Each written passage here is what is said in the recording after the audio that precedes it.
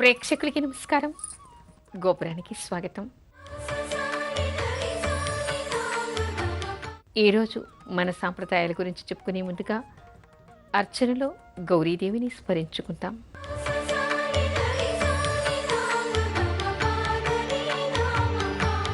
సుమనసవందిత సుందరి మాధవి చంద్ర సహోదరి హేమమయే.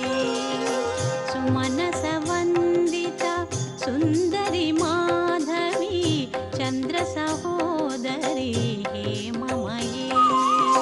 మునిగణవందిత మోక్షప్రదాయిని మంజుల భాషిణి వేదనుతే. పంకజవాసిని దేవసుపూజిత సద్గుణవర్షిణి శాంతియుతే. జయ జయ హే మధుసూదన కామిని ఆదిలక్ష్మి సదా పాలయ మాం. ఆదిలక్ష్మి సదా పాలయ మాం.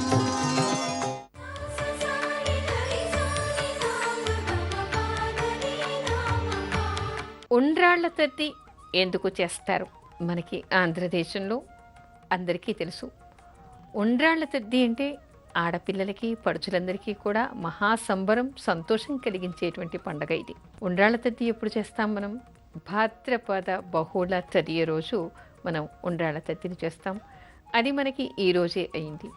అయితే ఈ ఉండ్రాళ్ల తద్దిని ఎందుకు చేస్తాం, ఏ విధంగా చేస్తాం, ఎలా చెయ్యాలి, దీనిలో ఉండేటువంటి అంతరార్థాలు ఏమిటి, ఎన్ని కోణాల్లో దీన్ని చెప్పుకోవచ్చు అనేటువంటి అనేక విషయాలు నగర జీవితం గడుపుతున్నటువంటి ఆధునిక యువతులంతా కూడా తెలుసుకోవాల్సినటువంటి అవసరం ఎంతైనా ఉంది.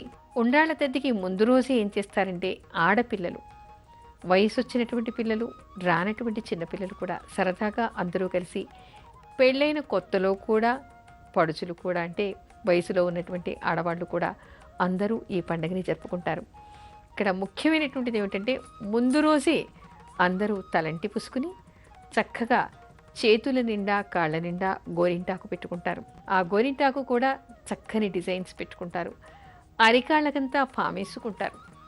అలా చేసిన తర్వాత ఇక్కడ తెల్లవాళ్ళు కూడా ఉండి తెల్లవారుజామునే లేచి మళ్ళీ స్నానం చేసి రాత్రి వండినటువంటి వంటలన్నీ తింటారు. అవి కూడా ఏమిటంటే వీళ్ళందరికీ కూడా గోంగూర పులుసు, గోంగూర పచ్చడి, ఉల్లిపాయ పులుసు, చద్దన్నం, పెరగన్నం, పులగం ఇలాంటి పదార్థాలన్నీ పిల్లలకి పెడతారు. పెట్టిన తర్వాత ఆ రోజంతా కూడా పిల్లలు తోటల్లోకి వెడతారు. తోటల్లోకి వెళ్ళి చక్కగా ఉయ్యాలలు, చెట్లకి ఉయ్యాలలు కట్టి ఉయ్యాలల్లో సరదాగా ఆడుతూ ఉంటారు, పాడుతూ ఉంటారు. ఆ రోజంతా అలా గడిపిన తర్వాత సాయంత్రం పూట ఇంటికి వస్తూ వస్తూ పూల తోటల్లోని పువ్వుల్ని, పత్రిని, ఫలాల్ని కోసుకుని వస్తారు.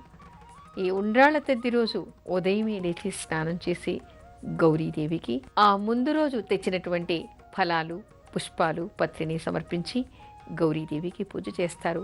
సౌభాగ్యం కావాలని, తర్వాత అనుకూలమైనటువంటి దాంపత్యం లభించాలని, మంచి భర్త లభించాలని చెప్పేసి ఆడపిల్లలంతా కూడా గౌరీదేవికి పూజ చేసి నివేదనలు చేస్తారు. ఆ రోజు ఏమిటంటే చప్పని పదార్థాలు మాత్రమే తింటారు. ఆవిరి కుడుములు చేసి అమ్మవారికి నివేదన చేసి, పులగం చేసి అమ్మవారికి నివేదన చేసి, పాయసం చేసి అమ్మవారికి నివేదన చేసి అవన్నీ కూడా పొదుగురికి పంచి అందరూ వాయినాలు ఇచ్చుకుని అందరూ హాయిగా భోజనం చేస్తారు. అలా చేయటంతో ఈ వ్రత సమాప్తి అవుతుంది. అయితే వ్రతానికి పూజకి కూడా ఏమిటంటే మామూలుగా పసుపుతో గౌరీని దేవుని చేయటం, అన్ని వ్రతాల్లో మనం ఏ విధంగా నియమాలు పాటిస్తామో అదే విధంగా చేస్తూ దీపారాధన చేసి గౌరీదేవికి పూజ చేయటం అనేటువంటిది ఇక్కడ ప్రత్యేకంగా కనిపించేటువంటి అంశం పూజా విధానంలో. అయితే ఇక్కడ కనిపించేటువంటి వాటిలో గోంగూర ఎందుకు తినాలి, ఉల్లిపాయ పులుసు ఎందుకు తినాలి, చద్దన్నం ఎందుకు తినాలి, చిమ్మిలి ఎందుకు తినాలి, చలివిడి ఎందుకు తినాలి, పొలగం ఎందుకు తినాలి, ఆవిరి కుడుములు ఎందుకు తినాలి అంటే ఈ పండగకి ప్రత్యేకంగా వండుకునేటువంటి వంటలవి. దీనిలో ఉండేది ఏమిటి అని చాలామందికి సందేహాలు కలుగుతాయి. మన సాంప్రదాయంలో ఏదైనా ఒక పూజ కానీ, ఏదైనా ఒక పండగ కానీ, ఏదైనా ఒక ఆనవాయితీ కానీ, ఒక సాంప్రదాయం కానీ వచ్చింది అంటే సరదా కోసం చేసేది మాత్రం కాదు. దాని వెనక అనేక కోణాల్లో అనేక విషయాలు మనకి కనిపిస్తాయి. దీనిలో మనకి అనేకంగా వైద్యపరమైనటువంటి సంకేతాలు కనిపిస్తూ ఉన్నాయి. స్త్రీలకి సహజంగానే ఏమిటంటే ఋతుక్రమం ప్రారంభం అయిన తర్వాత, రజస్సులు అయిన తర్వాత కొంతమంది స్త్రీలకి ఏమిటంటే సక్రమంగా ఋతుక్రమం రాదు. కొంతమందికి రక్తస్రావం అధికంగా అవుతూ చాలా బాధపడుతూ ఉంటారు. మరికొంతమందికి 6 నెలలకి, ఏడాదికి వస్తూ ఉంటుంది. చాలా భయపడుతూ ఉంటారు. కొంతమందికి మామూలుగా చేతుల మీద, తర్వాత గడ్డం దగ్గర కూడా వెంట్రుకలు వచ్చేస్తూ ఉంటాయి. అంటే హార్మోనల్ డిజార్డర్స్ ఉన్నప్పుడు ఈ విధంగా జరుగుతూ ఉంటుంది. అంటే హార్మోనల్ ఇన్బ్యాలెన్స్ ఉన్నప్పుడు ఇలాంటివి జరుగుతాయని చెప్పేసి మనకి వైద్యులు చెప్తూ ఉంటారు.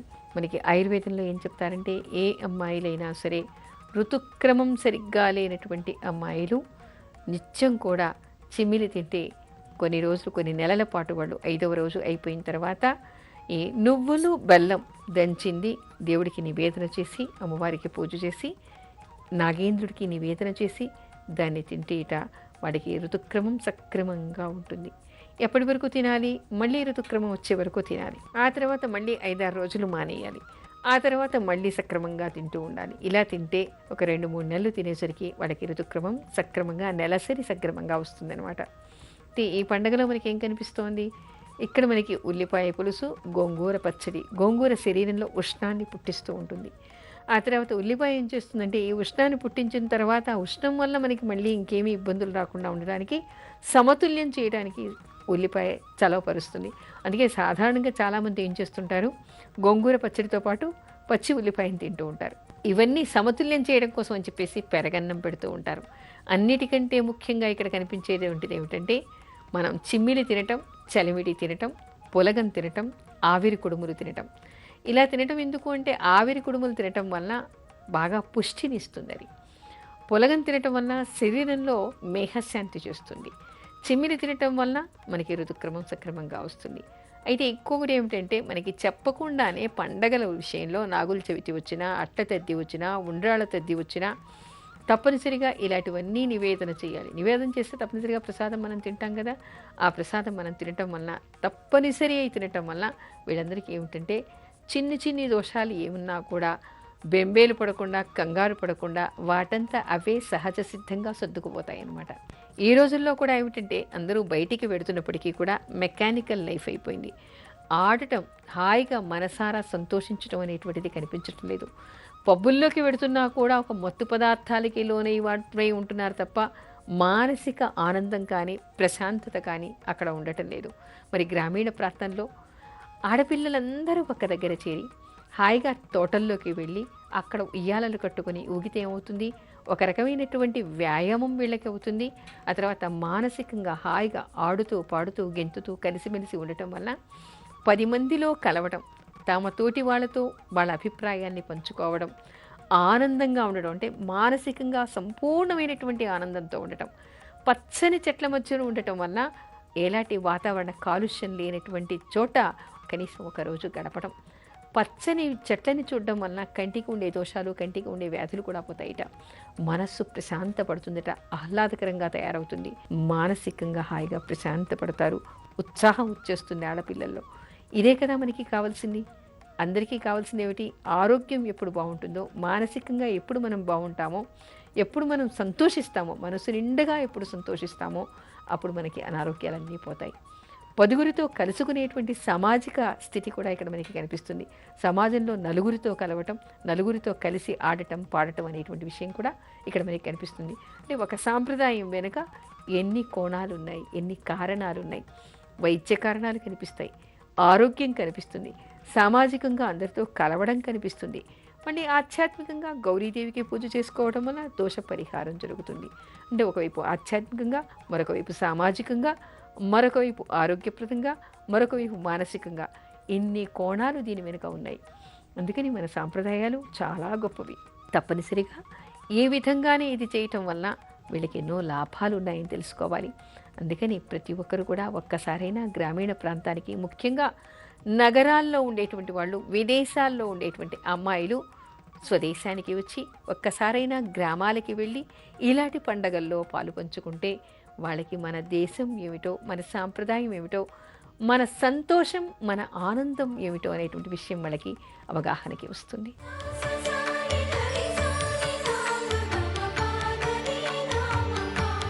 అశౌచం వచ్చిన రోజుల్లో మరొక అశౌచం వస్తే ఏం చెయ్యాలి? సాధారణంగా అశౌచం అంటే ఎవరైనా మరణించినప్పుడు మనం ఆ ఇంటి పేరు గల వాళ్ళు, వాళ్ళ దాయాదులు, ఆ కుటుంబ వ్యక్తులంతా కూడా అశౌచాన్ని, మైలని పాటిస్తూ ఉంటారు. 10 రోజులు ఉండి 11వ రోజు స్నానం చేసి శుద్ధి చేసుకుంటారు. దానితో వాళ్ళకి దాని నుంచి విముక్తి లభిస్తుంది. అంటే ఆ మైల అక్కడి నుంచి పోతుంది. అయితే ఒక్కోసారి ఏమవుతుంది, గ్రామీణ ప్రాంతాల్లో ఉన్నప్పుడు లేదా ఒక్కోసారి కుటుంబాల్లో ఏం జరుగుతుందంటే ఎవరైనా వృద్ధులు పోవడం, ఆ తర్వాత 10 రోజులు దాటకుండానే మరేదైనా అలాంటి సంఘటన ఒక్కొక్కసారి కొన్ని కుటుంబాల్లో, కొన్ని పరిస్థితుల్లో, కొన్ని ఊళ్ళల్లో అలా జరుగుతూ ఉంటుంది. అలా జరిగినప్పుడు అబ్బా మళ్ళీ 10 రోజులు కదా, కుటుంబ వ్యక్తులే అయినప్పుడేమో బాధలో ఉంటారు కాబట్టి ఇవన్నీ పట్టించుకోరు. కానీ వేరే వాళ్ళకైనప్పుడు వాళ్ళింట్లో ఎవరో వీళ్ళింట్లో ఎవరో మనం మధ్యలో దీన్ని పాటిస్తూ వాళ్ళేమో కానీ మనం బాధపడుతూ ఉన్నాం, మనకి ఇబ్బంది కలిగింది అని చెప్పేసి వాపోతూ ఉంటారు.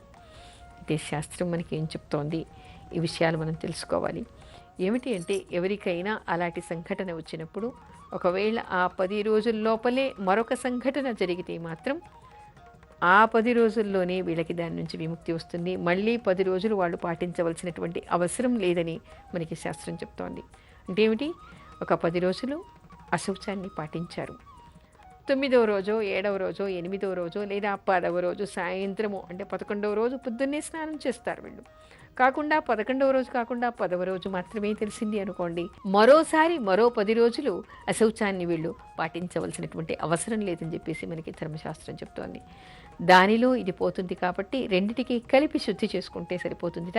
11వ రోజు వీళ్ళు స్నానం చేస్తే ఆ రెండిటి నుంచి వీళ్ళకి విముక్తి లభిస్తుంది. అయితే ఎవరికి, కుటుంబ సభ్యులకి కాదు, వాళ్ళ దాయాదులు కానీ లేదా ఆ ఇంటి పేరు కలవాళ్ళు ఎవరైనా దీన్ని పాటిస్తుంటే వాళ్ళకి మాత్రమే దీని నుంచి విముక్తి లభిస్తుంది. కానీ ఆ ఇంట్లో ఎవరు ఉంటారో, ఆ కుటుంబ సభ్యులు ఎవరుంటారో వాళ్ళకి మాత్రం కాదు, వాళ్ళు మాత్రం 10 రోజులు ఉండవలసిందే.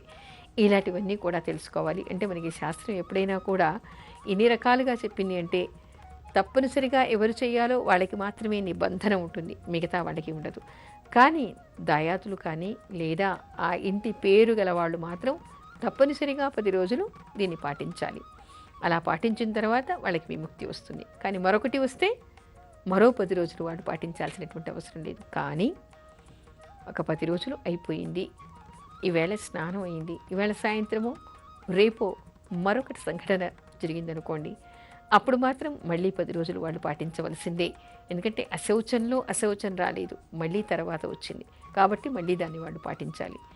కేవలం ఒక అశౌచం పూర్తి కాకుండా మరొక అశౌచం వస్తే మాత్రం దాన్ని మళ్ళీ 10 రోజులు పాటించక్కర్లేదని చెప్పేసి మనకి శాస్త్రం చెప్తోంది. హిమబిందు గారు మెయిల్ రాశారు. వీరి సందేహం ఏమిటంటే శౌచం అంటే ఏమిటి, తర్వాత ఋతుక్రమంలో ఉన్నప్పుడు పూజ చేయవచ్చునా, ఆ తర్వాత శ్లోకాలు పారాయణలు చేసుకోవచ్చునా, రోజు కూడా తిన్న తర్వాత పారాయణలు చేయవచ్చునా అని వీరు అడుగుతూ ఉన్నారు. శౌచం అంటే ఏమిటి, మామూలుగా మనం ఏం చెప్పుకుంటాం, ఎవరైనా పోయినప్పుడు వచ్చేటువంటిది మనకి శౌచం. అంటే చాలామందికి తేడాలు తెలియటం లేదు. అశౌచము వేరు, ఇప్పుడు మామూలుగా చెప్పుకునేటువంటి మైల వేరు, పురుడు వేరు. పురుడు అంటే ఎవరైనా పుట్టినప్పుడు 10 రోజులు ఉండేటువంటిది పురుడు. అది ఎవరెవరికి ఉంటుంది, ఎవరు బిడ్డను కన్నారో ఆ తల్లికి, ఆ తండ్రికి, ఆ కుటుంబ వ్యక్తులకి, అమ్మమ్మకి, తాతయ్యకి 3 రోజులు ఉంటుంది. తల్లిదండ్రులకి, ఆ ఇంటి పేరు గల వాళ్ళకి, ఆ కుటుంబ వ్యక్తులకి 10 రోజులు ఉంటుంది. తర్వాత దయాదులకి వాళ్ళందరికీ కూడా 10 రోజులు ఉంటుంది. అయితే ఈ పురుడుకి ఎవరైనా మరణించినప్పుడు పాటించేటువంటి అశౌచం, దాన్ని మైల అంటాం, దానికి చాలా తేడాలు ఉన్నాయి. అదేమిటి అంటే అశౌచం అంటే శుచి లేనటువంటిది, మైల అంటే ముట్టుకోకూడనటువంటిది, దానికి మనం దూరంగా ఉండాలి. దేనికి దూరంగా ఉండాలి, ఎవరైనా మరణించినప్పుడు ఏమిటంటే మనం ఇంటిలోని ఏ వస్తువుల్ని తాకకుండా విడిగా ఉండడం, అగ్నిహోత్రాన్ని ముట్టుకోకపోవడం, నిప్పుని ముట్టుకోకపోవడం, ఆ తర్వాత మామూలుగా ఋతుక్రమంలో మనం ఎలా దూరం ఉంటామో అలా ఇక్కడ పురుషుడు కూడా దేన్ని ముట్టుకోకుండా ఉండడం, గుడిలోకి వెళ్లకుండా ఉండడం, విగ్రహాన్ని ముట్టుకోకుండా ఉండడం, తర్వాత ఈ అశౌచం లేనటువంటి వాళ్ళు ఎవరిని కూడా తాకకుండా ఉండడం, ఇంట్లో దేన్ని కాకుండా విడిగా ఉండడం, పూజలు చేయకపోవడం, దీపారాధన చేయకపోవడం అనేది ఉంటుంది. కాకపోతే హాయిగా స్నానం చేయొచ్చు, రోజు భోజనం చేయొచ్చు. కానీ దేన్ని తాకకుండా మాత్రం 10 రోజులు దూరం ఉండాలి. 11వ రోజు ఈ ముట్టుకున్నవన్నీ కూడా తడిపేసి శుద్ధి చేసుకుని స్నానం చేస్తే వాడికి అశౌచం పోతుంది. అయితే ఇది ఎంతమంది చేయాలి, ఏ విధంగా చేయాలి అనేటువంటి సందేహాలు కూడా చాలామందికి ఉన్నాయి. కనీసం 7 తరాల వరకైనా దీన్ని పాటించాలి అంటారు. 7 తరాలు దాటిపోయిన తర్వాత అవతలి తరం వాళ్ళు ఎవరైనా ఇలాంటివి వచ్చినప్పుడు పుణ్యపురుడు కానీ అశౌచం కానీ పాటించాల్సినటువంటి అవసరం లేదు. కానీ ఏమిటి అంటే దానికి ఒక ప్రక్రియ అనేటువంటిది శాస్త్రంలో చెప్తారు. నది దగ్గరికి వెళ్ళి మీకు మాకు సంబంధాలు లేవు అని చెప్పించుకునేటువంటి ఒక విధి నిర్వహణ ఉంటుంది. దాన్ని చేసిన తర్వాత ఇకపైన వాళ్ళు వీళ్ళకి వస్తే వాళ్ళు కానీ వాళ్ళకి వస్తే వీళ్ళు కానీ పాటించవలసినటువంటి అవసరం లేదు. కనీసం 7 తరాల వరకు దీన్ని పాటించాల్సినటువంటి అవసరం ఉంది అని మనకి శాస్త్రం చెప్తోంది. ఆ తర్వాత మీరు అడిగారు ఋతుక్రమంలో పూజలు చేయొచ్చా అని, పారాయణలు చేయొచ్చా అని. చేయకూడదు. ఋతుక్రమ సమయంలో ఎవరు కూడా పారాయణలో పూజలు చేయకూడదు. భగవంతుడు గుర్తొస్తే ధ్యానం చేసుకోవడం లేదు, ఎవరైనా తలుచుకోవడంలో దోషం లేదు. కానీ మంత్రజపాలు పారాయణలు మాత్రం ఎవరు కూడా ఋతుక్రమంలో చేయకూడదు. 4వ రోజు కూడా చేయకూడదు. 5వ రోజు మానసికంగా చేసుకోవచ్చు కానీ విగ్రహాలని తాకకూడదు. 5వ స్నానం అయిన తర్వాత ఎవరైనా పారాయణలు కానీ జపతపాలు కానీ ఉంటే మానసికంగా చేసుకోవచ్చు. తిన్న తర్వాత పూజలు చేయవచ్చా అని మీరు అడిగారు. తిన్న తర్వాత బ్రేక్ఫాస్ట్ అయిన తర్వాత పూజ చేసుకోకూడదా అని. బ్రేక్ఫాస్ట్ అయిన తర్వాత చేయకూడదమ్మా. ఏమిటి అంటే ఇక్కడ నియమాలు ఏమిటి అంటే ఎవరికైనా మంత్రోపదేశం ఉంది, ఎవరికైనా విగ్రహారాధన ఉంది, దీపారాధన చేయాలి, విగ్రహాల్ని కడగాలి, అభిషేకం చేయాలి, నివేదన చేయాలి, మంత్రోపదేశం ఉంది అంటే మాత్రం తప్పనిసరిగా స్నానం చేసి దీపారాధన చేసి ఆ నైవేద్యం పెట్టిన తర్వాత జపం చేసుకున్న తర్వాత మాత్రమే ఏదైనా తినాలి. అంతకుముందు ఏది తినకూడదు. కానీ పారాయణలు ఉన్నాయి, మరి అంతసేపు ఉండలేరు కదా.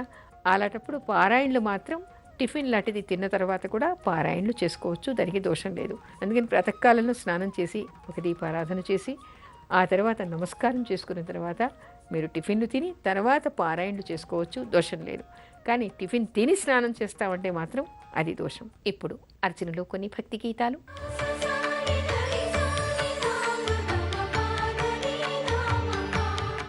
गौरी शिववायुवराय अञ्जनिकेसरि सुताय च गौरी शिववायुवराय अञ्जनिकेसरि सुताय च अग्निपञ्चका जाताय आञ्जनेयाय मङ्गलम् अग्निपञ्चका जाताय आञ्जनेयाय मङ्गलम् वैशाखे मासि कृष्णायां दशाम्यां मन्दवासरे वैशाखे मासि कृष्णायां दशाम्यां मन्दवासरे पूर्वाभाद्रा प्रभूताय आञ्जनेयाय मङ्गलम्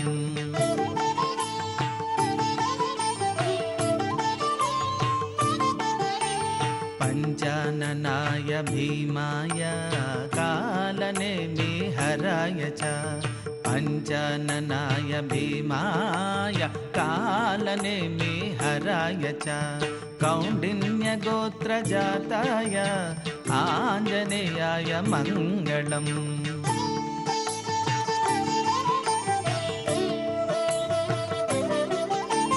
सुवर्चला कळत्राय चतुर्भुजाधराय च सुवर्चला कळत्राय चतुर्भुजाधराय च उष्ट्रारूढाय वीराय आञ्जनेयाय मङ्गलम्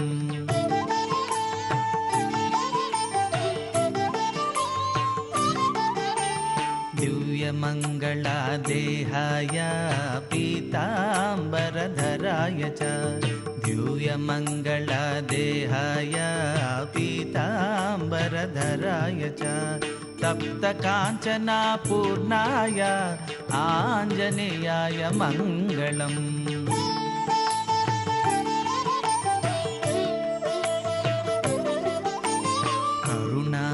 करुणारसवर्णाय फलापुपप्रयाय च करुणारसवर्णाय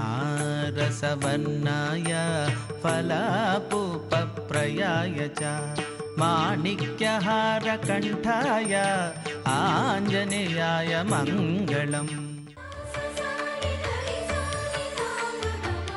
గోపురంపై మీ అమూల్యమైన సలహాలు, మీ సందేహాలు మాకు మా ఈమెయిల్ ఐడికి కానీ మా చిరునామాకి కానీ పంపించవచ్చు.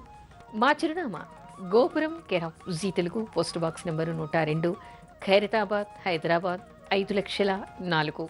మా ఈమెయిల్ ఐడి gopuram.ztelugu@gmail.com. తిరిగి రేపటి గోపురంలో మరికొన్ని సాంప్రదాయాలు చెప్పుకుందాం. అంతవరకు సెలవు. నమస్కారం.